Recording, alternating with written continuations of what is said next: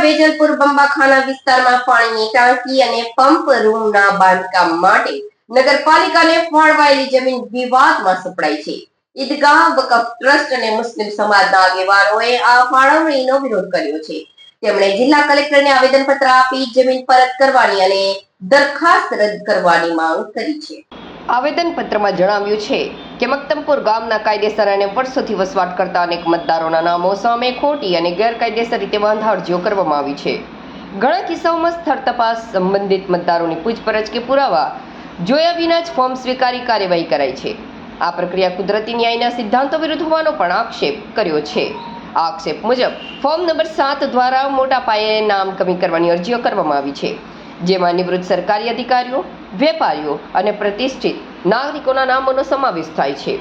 આવેદનમાં દિવ્યેશકુમાર વિઠ્ઠલભાઈ પટેલ, કલ્પેશકુમાર કેશવભાઈ પટેલ અને ગણેશ પૂનમભાઈ માછી નામના વ્યક્તિઓ દ્વારા રાજકીય પ્રેરણાથી ગામના 290થી વધુ વ્યક્તિઓ સામે અરજીઓ કરાઈ હોવાનો આક્ષેપ છે. સંબંધિત સરકારી અધિકારીઓએ યોગ્ય ચકાસણી વિના અરજીઓ સ્વીકારી ગંભીર બેદરકારી દાખવી હોવાનું પણ જણાવ્યું છે. ગ્રામજનોએ કલેક્ટર સમક્ષ માંગણી કરી છે કે તમામ વાંધા અરજીઓની સ્વતંત્ર, નિષ્પક્ષ અને વિગતવાર તપાસ થવી જોઈએ.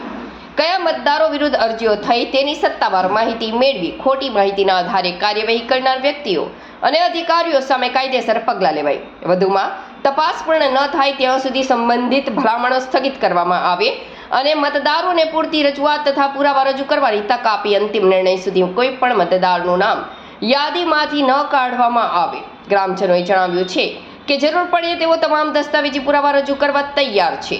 આ સમગ્ર પ્રકરણમાં સંડોવાયેલા લોકો અને તેમને મદદ કરનાર અધિકારીઓ સામે પોલીસ ફરિયાદ નોંધી કડક કાર્યવાહી કરવાની પણ માંગ કરવામાં આવી છે.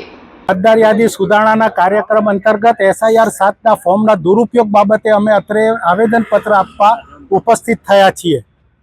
ચોક્કસ વર્ગને નિશાન બનાવી ચોક્કસ રાજકીય કાર્યકરોના હાથે SIR ફોર્મની અંદર પ્રતિષ્ઠિત નાગરિકો, વકીલો, એન્જિનિયરો, રિટાયર્ડ સરકારી કર્મચારીઓ વિરુદ્ધ SIR ફોર્મ ભરાયા છે, જેની ચકાસણી અને ખાતરી કર્યા વગર અધિકારીઓએ તેને સ્વીકાર્યા છે.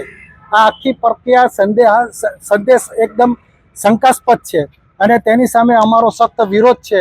અમને આશા છે કે કલેક્ટર સાહેબ અધિકારી તરીકે, ચૂંટણી અધિકારી તરીકે આવા તત્વોની જે ઈચ્છા છે, જે એમની મતલબ મુસ્લિમ મતદારો કમી કરવાની જે પ્રયાસ